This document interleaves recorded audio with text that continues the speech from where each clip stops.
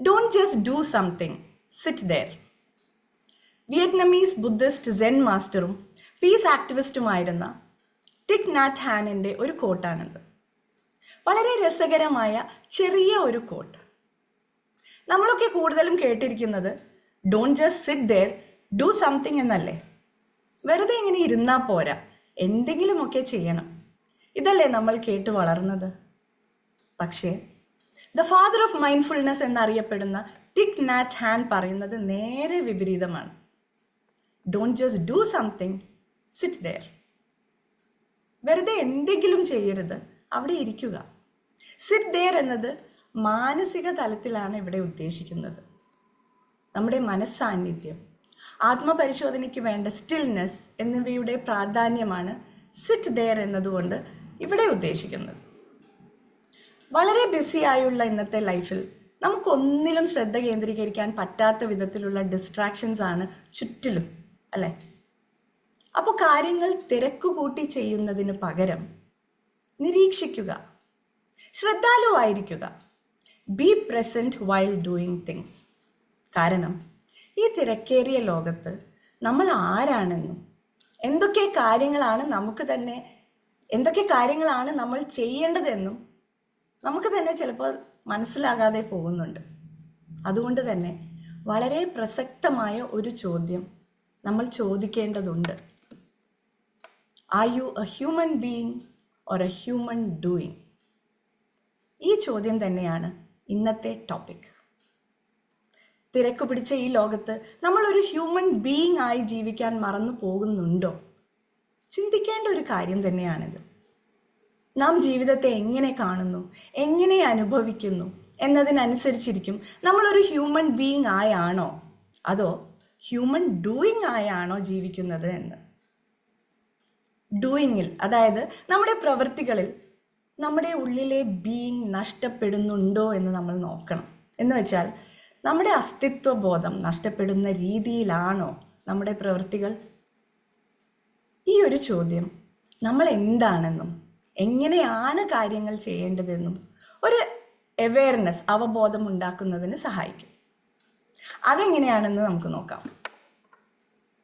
V are human beings, not just human doings, and it's crucial to align our being with our doing. നമ്മൾ സ്ത്രീ ആണെങ്കിലും പുരുഷനാണെങ്കിലും human being എന്നാണ് പറയുന്നത്. നമ്മുടെ ശരീരം ഹ്യൂമസ് പാർട്ടാണ്. ഹ്യൂമസ് എന്ന് പറഞ്ഞാൽ മണ്ണ്, സോയിൽ.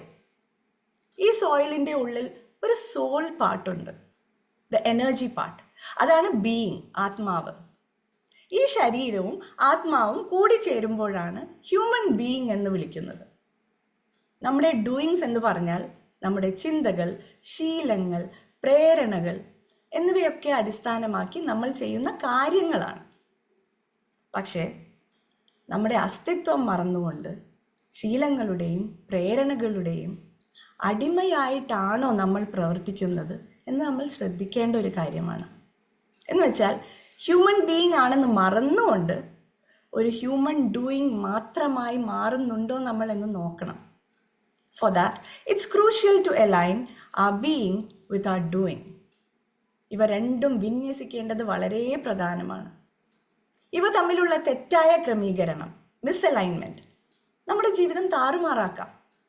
ഇതെങ്ങനെ സംഭവിക്കുന്നു എന്ന് നോക്കാം. Causes of misalignment between being and doing. തെറ്റായ ക്രമീകരണത്തിനുള്ള കാരണങ്ങൾ എന്തൊക്കെയാണ്? ആദ്യം എക്സ്റ്റേണൽ പ്രഷേഴ്സ്, ബാഹ്യസമ്മർദ്ദങ്ങൾ. അതെന്തൊക്കെയാണ്? ഫസ്റ്റ്, സൊസൈറ്റൽ എക്സ്പെക്റ്റേഷൻസ്, സാമൂഹിക പ്രതീക്ഷകൾ. നമുക്കറിയാം, ആധുനിക ലോകത്ത് നമ്മൾ കരസ്ഥമാക്കുന്ന നേട്ടങ്ങൾക്കനുസരിച്ച് മാത്രമാണ് സമൂഹം നമ്മുടെ വിജയം അളക്കുന്നത്. അല്ലാതെ നമ്മുടെ ആവശ്യങ്ങളും ആഗ്രഹങ്ങളും നടപ്പാക്കുന്നതിലല്ല. നമ്മൾ എത്രത്തോളം പ്രൊഡക്റ്റീവാണ്, എത്രത്തോളം വിജയിച്ചു, എത്രത്തോളം കാട്ടിക്കൂട്ടി എന്നതിനനുസരിച്ചാണ് സമൂഹത്തിൽ ഇന്ന് സ്ഥാനം, അല്ലേ? ഇതിൻ്റെയൊക്കെ പ്രഷർ കൊണ്ടാണല്ലോ സ്ട്രെസ്സും ആങ്സൈറ്റിയും ഇന്ന് കൂടുതലായി കാണുന്നതും. പിന്നെയുള്ളത് പരാജയത്തെക്കുറിച്ചും വിമർശിക്കപ്പെടുന്നതിനെയും കുറിച്ചുമുള്ള ഭയമാണ്. Fear of failure, fear of judgment. ഈ ഭയം ചിലപ്പോൾ ചില സന്ദർഭങ്ങളിൽ നമ്മുടെ മൂല്യങ്ങളുമായി തീരെ പൊരുത്തപ്പെടാത്ത കാര്യങ്ങൾ ചെയ്യാനായി നമ്മളെ പ്രേരിപ്പിച്ചേക്കാം. ഉദാഹരണത്തിന്, കാര്യങ്ങൾ എളുപ്പത്തിൽ സാധിക്കാനായി ഗതികേട് കൊണ്ടാണെങ്കിലും താങ്ങാൻ പറ്റാത്ത കൈക്കൂലി കൊടുക്കേണ്ടി വരിക, അല്ലെങ്കിൽ എതിരാളികളെ നശിപ്പിക്കാൻ കിംവദന്തികൾ പ്രചരിപ്പിക്കുക. ഇങ്ങനെ നമ്മുടെ വിശ്വാസങ്ങളിലും മൂല്യങ്ങളിലും വിട്ടുവീഴ്ച ചെയ്തുകൊണ്ടുള്ള പ്രവൃത്തികൾ നമ്മുടെ ആത്മാവുമായി ഒരു തെറ്റായ ക്രമീകരണം, മിസ്അലൈൻമെന്റ് ഉണ്ടാക്കുന്നു. Next, family and peer demands. കുടുംബത്തിൻ്റെയും സമപ്രായക്കാരുടെയും ആവശ്യങ്ങൾ, ഡിമാൻഡ്സ്. നമ്മുടെ വ്യക്തിപരമായ ആഗ്രഹങ്ങളെ മാനിക്കാതെ കുടുംബക്കാരുടെയും ഫ്രണ്ട്സ്, കൊലീഗ്സ് എന്നിവരുടെയൊക്കെ ആവശ്യങ്ങൾക്കൊത്ത് പെരുമാറാനും പ്രവർത്തിക്കാനും തുടങ്ങിയ നമ്മുടെ ഉള്ളിൽ ആശയക്കുഴപ്പങ്ങളും അസ്വസ്ഥതകളും ഉണ്ടാകും.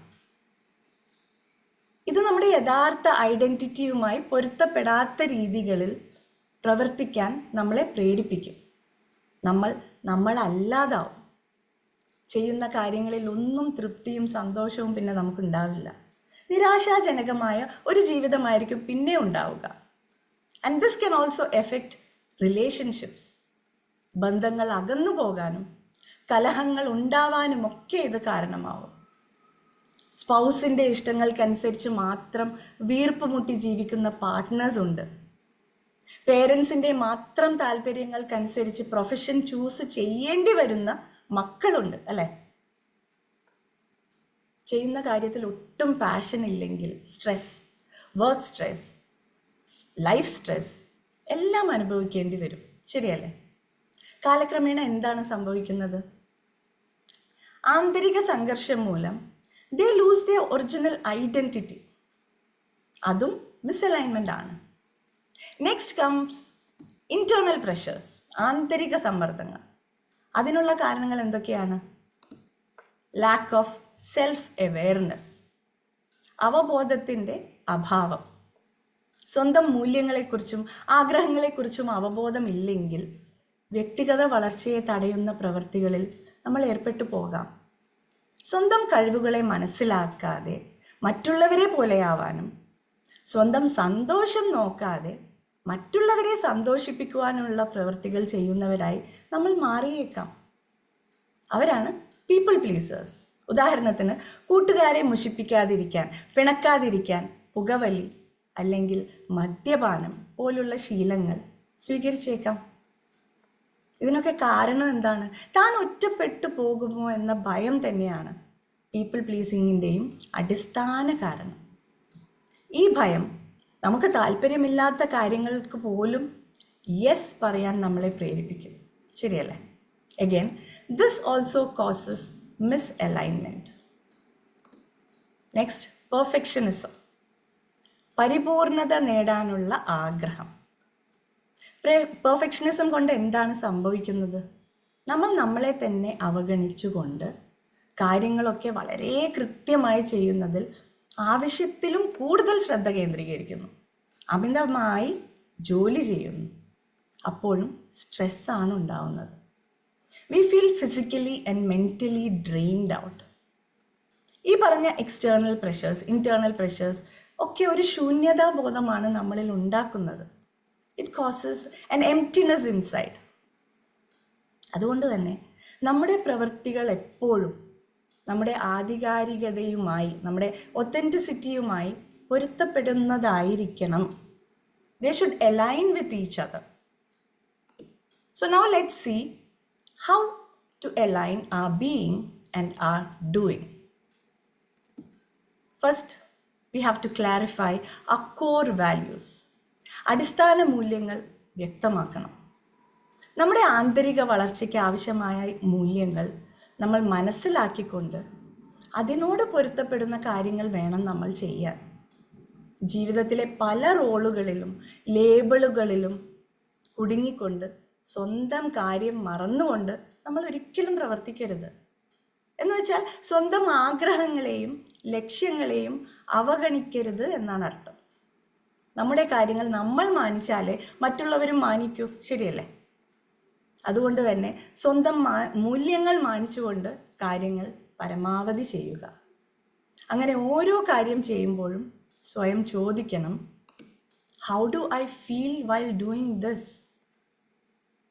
ഇത് ചെയ്യുമ്പോൾ എനിക്ക് എന്ത് തോന്നുന്നു? ഈ ചോദ്യം നമ്മുടെ മാനസികാവസ്ഥയെക്കുറിച്ചും ഇമോഷൻസിനെ കുറിച്ചും നമ്മെ ബോധവാന്മാരാക്കുന്നു. ഉദാഹരണത്തിനായി, ഓണസ്റ്റി, സത്യസന്ധതയാണ് നിങ്ങളുടെ പ്രധാന മൂല്യമെങ്കിൽ കൈക്കൂലി കൊടുക്കുന്നത് നിങ്ങളുടെ ഐഡൻറ്റിറ്റിയെ ബാധിക്കും. കാരണം കൈക്കൂലി നിങ്ങളുടെ തത്വങ്ങൾക്ക് വിരുദ്ധമാണ്.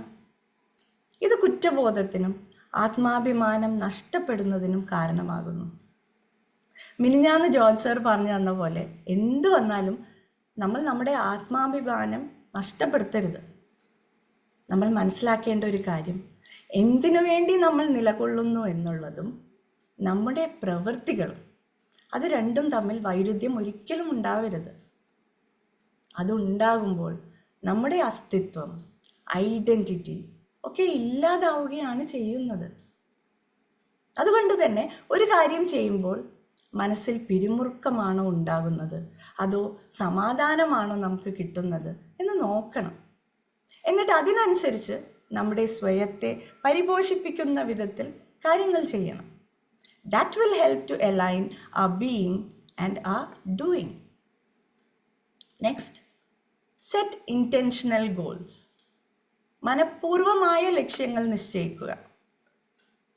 സമ്മർദ്ദങ്ങളെല്ലാം ഒഴിവാക്കിക്കൊണ്ട് നമ്മുടെ യഥാർത്ഥ പ്രകൃതിയുമായി ഒത്തുപോകുന്ന ലക്ഷ്യങ്ങൾ വേണം നമ്മൾ തിരഞ്ഞെടുക്കാൻ.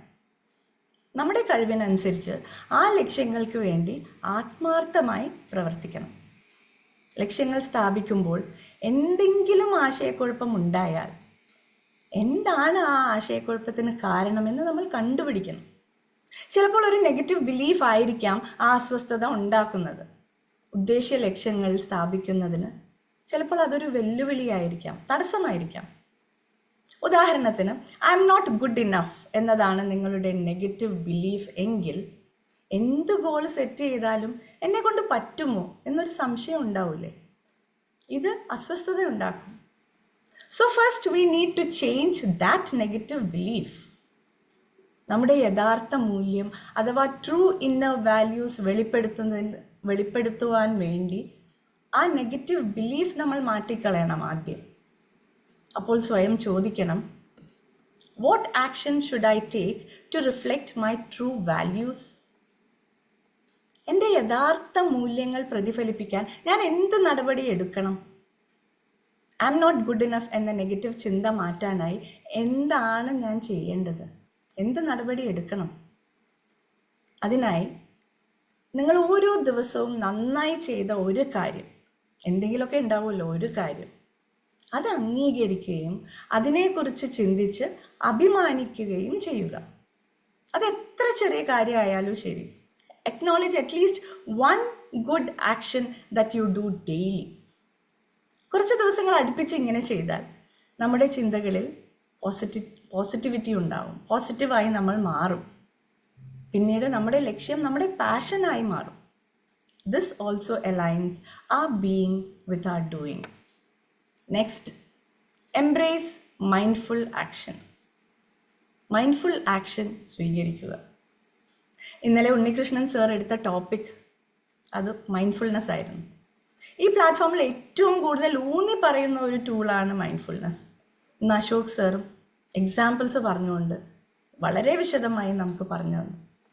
പ്രസൻറ്റ് മൂമെൻറ്റിൽ ശ്രദ്ധയോടെ ജീവിക്കാനുള്ള കഴിവ്, to be here and now. ഇന്നത്തെ ലോകത്ത് നമുക്കൊരു ചാലഞ്ച് തന്നെയാണ് മൈൻഡ്ഫുൾ ആയിരിക്കുക എന്നുള്ളത്. അത്രയ്ക്കും ഡിസ്ട്രാക്ഷൻസ് അല്ലേ ചുറ്റിലും.